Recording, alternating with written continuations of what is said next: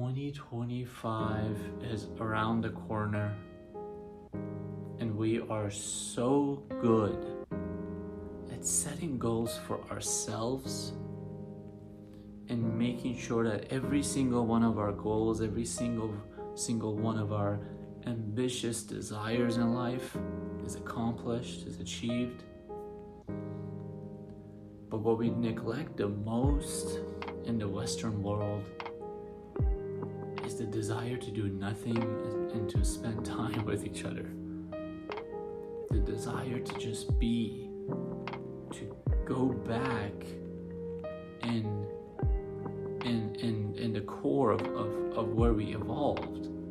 Our monkey friends just hanging out on the trees and just having a good time with one another. You know, those guys were always together. They formed a community and they lived within the community.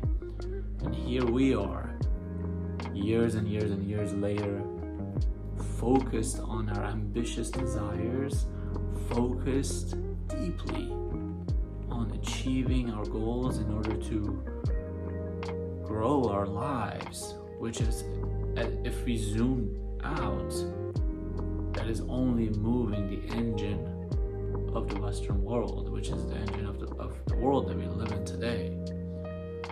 We are like the little ants within the large colony, working our way for a cause that we don't truly understand.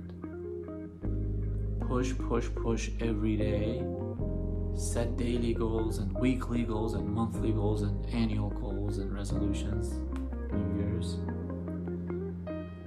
Because we must achieve something. We must achieve something.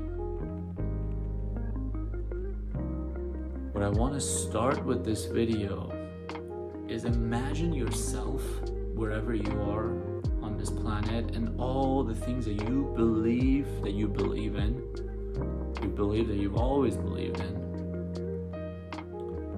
And then ask yourself, whether you lived and you were raised on the exact opposite side of this planet. So if you're living on the east, then what if you were living in Europe or in America? And if you were living in the Western world like me, what if you were raised in the east? What if you were in India? What if you were in Indonesia? And I mean all of your life, with your parents being from there, with your family being from there. And if you just spend a little bit of time studying the culture of that geographical location, the opposite geographical location, you'll recognize how much different their mindsets, their beliefs, what they consider normal, what they consider taboo, how different those things are. So what I want to ask you is, would you have had the same exact set of beliefs if you were raised on the opposite side of the planet as where you are today? Would you still be the same person? And I know for myself the answer is no, and for many people the answer is no. I've lived on multiple sides of the planet, so I understand the differences, the social differences that we carry only based on our upbringing. But yet these differences these beliefs are so deeply embedded in us, so deeply embedded in our subconscious that we don't even recognize where they came from. The lessons we learned at the age of 6 months old and 1 year old and 2 or 3 years old, those lessons we don't really remember. They are almost a part of our DNA because we have no memory of them. But yet, they are not the DNA, they are the way we were conditioned. So at a different part of the world, speaking of the East, people spend time with each other. People value the sense of community. For us on the West Side, we are extremely ambitious. We're pushing because we've been taught that we must accomplish things. We must buy the next big thing. We must keep up to date. We must own the house, own the vehicle. There's certain things we need to pay for. Ivy League schools, private schools. And these things cost money. Life costs money. Nothing in the West is cheap. Do you see the hamster wheel? Nothing is easy to gain, yet we must gain everything.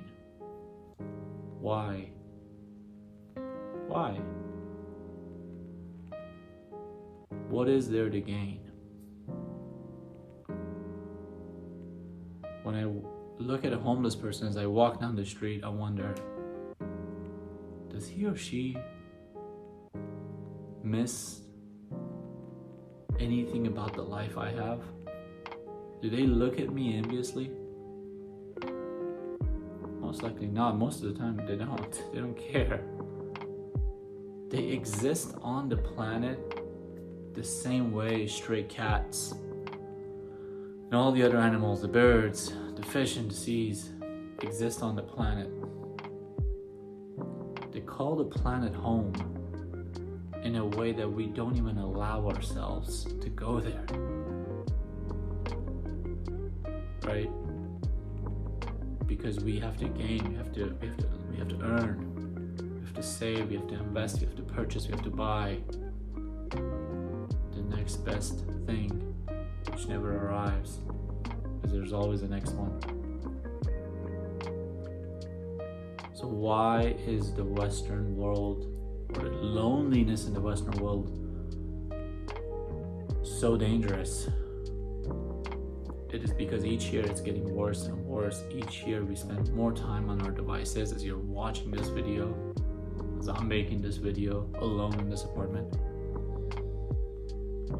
And each year our goals are only getting more ambitious. Each year we desire more. And we forget there's no financial gain in less desires. There's no financial gain in meditation or just being and existing and doing something that is absolutely free, which is maybe taking a nap. No one wins. In fact, the whole world slows down. There's no financial gain in just walking out of your house and saying hi to a couple of neighbors, some strangers, maybe asking out someone on a date. There's no financial gain in that for anyone. So we don't talk about it. We keep it hush-hush. We pretend like it doesn't exist. We pretend like it's not even a need. It's not even a necessity. Whereas it might be as important as the dinner you eat tonight and the sleep you had the night before. It might be more important than the shower you're looking forward to taking at some point during the day. We have let go of our social needs, and as we go more and more west, for example, in the western side of the United States, everything is segregated, everything's spaced out. This is a car culture. Everyone's in their car, inside their bubble, driving 80 miles an hour. Where is the social life in that? If you don't go out of your way to say hi to someone new, if you don't go out of your way to wave at someone, comment something at a grocery store, there is zero social life happening. And I want men in particular to listen to this, because women are generally better at their social skills anyway. Women maintain friendships far better than men do, especially on the western side of the world. So men are in deep trouble. Men need help. Yet we are in denial of it because we are men. We have such big egos. We're not going to admit that we need any help. And that's okay. But the only thing I want you to recognize is that the only way for you to help yourself is to step out of your comfort zone, to leave time, to get out of the lonely space that you're in, whether it's workspace or home or the same gym that you go to with the same exact group of people. Step out of the ordinary, your ordinary, and explore something new. And if you even must, talk to yourself out loud as people are around. Last night I talked to myself out loud in a grocery store, and the lady next to me responded, also talking to herself out loud. And then we ended up carrying a conversation about eggs. You can talk to yourself out loud. Yet another thing that makes socializing and expressing ourselves taboo. We've been taught to don't talk to yourself. You're absolutely crazy if you do that. You're not. You might actually open up conversations with people. You might actually warm up your social skills and then be able to interact with conversations much easier. You might actually think through your ideas, think through your problems out loud, because as you express yourself, as you hear yourself, you react differently to your own decisions than if you had just thought about it or journaled about it or shared it with a friend. You can become your own friend in that sense.